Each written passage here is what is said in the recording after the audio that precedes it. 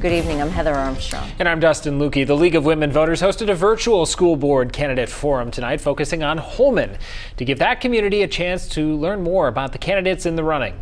Now the candidates as they appear on the ballot: Josh Newman, Rebecca Reber, Barbara Wench, and Chad Updike.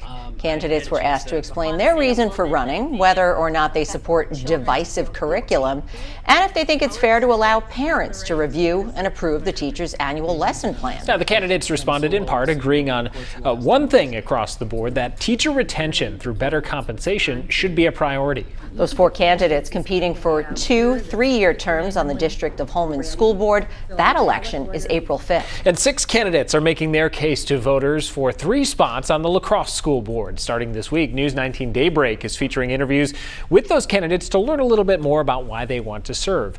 Candidate Kim Krajcik says she wants the district to take a closer look at the idea of consolidating schools.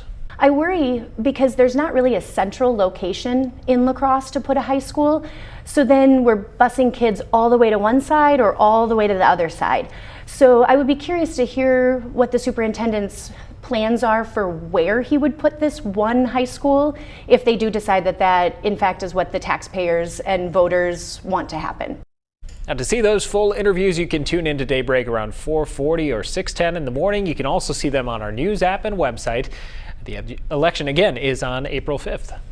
And with the election now just a little more than 2 weeks away, the Wisconsin DMV is reminding anyone who wants to vote to make sure they have the right ID. The most common form is a state driver's license, but it doesn't need to be a federally compliant real ID. Officials note that other forms like student and military IDs are acceptable, but if you're not sure, you can always check the Election Commission's website.